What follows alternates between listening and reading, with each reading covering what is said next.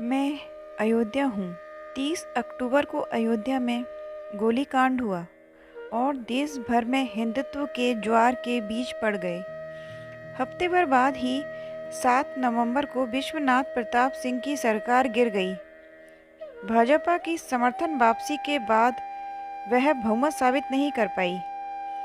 इसी महीने चंद्रशेखर के नेतृत्व में केंद्र की नई सरकार वजूद में आई। इसे कांग्रेस का बाहर से समर्थन था।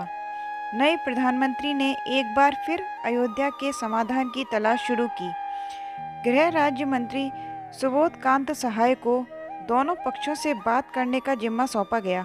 एक कमेटी बनी जिसमें दोनों तरफ के 8-8 लोग शामिल थे।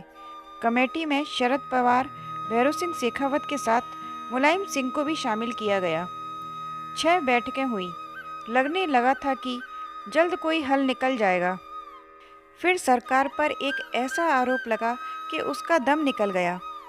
कांग्रेस ने सरकार पर राजीव गांधी की जासूसी करने का आरोप लगाया और मार्च 1991 में चंद्रशेखर सरकार से समर्थन वापस ले लिया।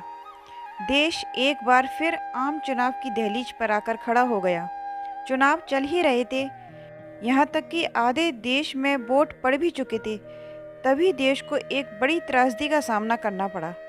राजीव गांधी की हत्या कर दी गई जब वे श्री पेरम्बदूर में एक चुनावी रैली में गए थे। लिट्टे ने मानव बम के जरिए उनकी हत्या को अंजाम दिया। चुनाव का रुख ही बदल गया। कांग्रेस 232 सीटों के साथ सबसे बड़ी पार्टी बन गई। भाजपा 85 सीटों से उठकर 120 सीटों पर आ गई। वह दूसरी बड़ी पार्टी बनी। देश में नरसिंह राव के नेतृत्व में कांग्रेस की सरकार बनी और उत्तर प्रदेश में कल्याण सिंह की अगुवाई में भाजपा की सरकार बनी। आखिर नए प्रधानमंत्री ने भी अयोध्या का समाधान निकालने के प्रयास शुरू कर दिए। कभी कमेटियां बनी, कभी मंत्रियों की फौज को अलग अलग टास्क पर लगाया गया। नरसिंह राव के बारे में एक बात बहुत मशहूर थी। वे कहते कुछ थे और करते कुछ और ही थे। वे राजनीति के मंझे हुए खिलाड़ी थे। अनेक बार वे कई दिनों तक सार्वजनिक रूप से कुछ बोलते ही नहीं थे।